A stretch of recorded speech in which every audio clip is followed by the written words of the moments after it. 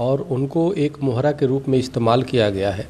और निश्चित रूप से मैं 2015-16 की बात करूं तो निश्चित रूप से उनको इतना कांग्रेस की तरफ से दबाव बनाया गया था कि वो हमसे जब हमारी मुलाकात हुई तो वो ऐसा लग रहा था कि वो इस्लाम स्वीकार कर लेंगे। वो तो हमने जब उनको देखा और उनसे हमारी बातचीत हुई तो जाकर के हमने उनको काउंसलिंग, चूँकि हिंदू महासभा संत महासभा के अध्यक्ष होने के नाते उनको किया गया।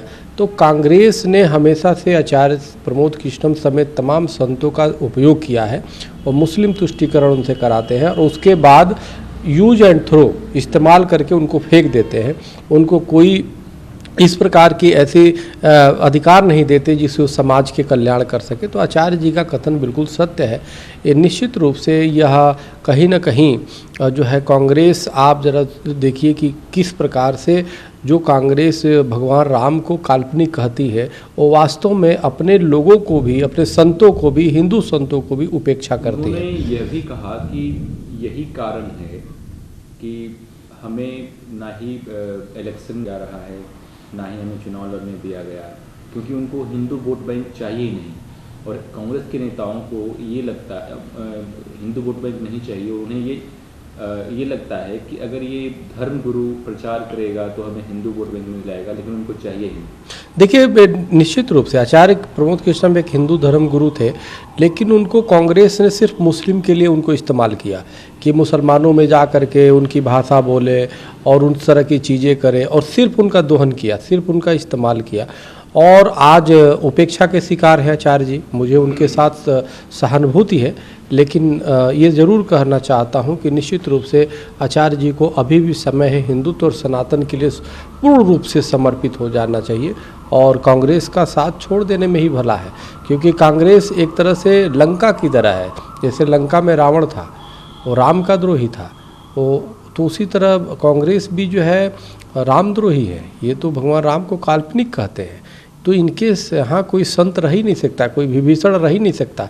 तो हमें लगता है आचार्य प्रमोद कृष्णम को जैसे विभीषण ने लंका रावण को छोड़ा, उसी प्रकार से इनको भी छोड़ना चाहिए। ये कहने में थोड़ी सी वो लगता है, हमें लगता है कि विभीषण की तरह इनको भी आचार्य प्रमोद जी को छोड़ देना चाहिए। तत्काल जो है लंका रावण को, रावण रूपी कांग्रेस और रावण रूपी लंका को छोड़ के और राम के शरण में आना चाहिए। संत समाज का कार्य करिए, हिंदू समाज का काम करिए और कल्कि धाम का निर्माण करिए और सनातन का काम करिए। अयोध्या में जो 2024 में राम मंदिर का उद्घाटन होगा, उसके बारे में उन्होंने कहा देश का सौभाग्य है कि हम लोग इसके साक्षी बन रहे हैं उद्घाटन का।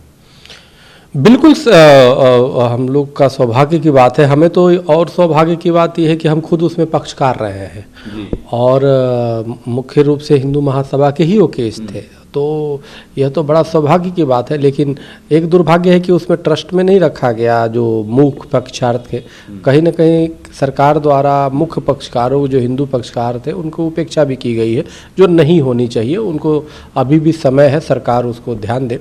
दूसरी बात यह है कि वास्तव में वर्तमान समय की पूरे विश्व के हिंदू सनातन धर्मी अपने आप को गर्वान्वित महसूस कर रहे हैं, अपने आप को गर्व महसूस कर रहे हैं। जो कांग्रेस और अन्य पार्टियां आज़ादी के बाद से ही हिंदुओं का दमन किया, हिंदुओं का शोषण किया, हिंदुओं को नीचा दिखाने का काम किया, आज उनकी आंखों के सामने भव्य राम मंदिर बन रहा है। और कोई रामलला के दर्शन करने अभी भी विपक्षी नेता नहीं जाते, अरविंद जी को छोड़कर, अरविंद केजरीवाल, बाकी किसी ने कोई नहीं गया। और आप देखिए कि मोदी जी जाते हैं तो दंडवत प्रणाम करते हैं रामलला के। योगी जी तो पूरी कैबिनेट लेके वहाँ चले गए और रामलला से आशीर्वाद लिए। तो ये अब सम्मान मिल रहा है। कांग्रेस ने तेलंगाना विधानसभा चुनाव के लिए मैनिफेस्टो, अपना घोषणा पत्र तैयार, अल्पसंख्यकों के उत्थान के लिए 4000 करोड़ रुपए की धनराशि देने की बात कही। देखिए, यह तो जो प्रधानमंत्री मनमोहन सिंह जी, पूर्व प्रधानमंत्री जी कहते थे कि अल्पसंख्यक का पहला अधिकार है, मुस्लिम समाज का पहला अधिकार है उन संसाधनों पे, तो कहीं ना कहीं जहाँ पे कांग्रेस है वो उसको सिद्ध करने में लगी हुई है, जहाँ पे दूसरी सेकुलर सरकारें हैं वो सिद्ध करने में लगी हुई है।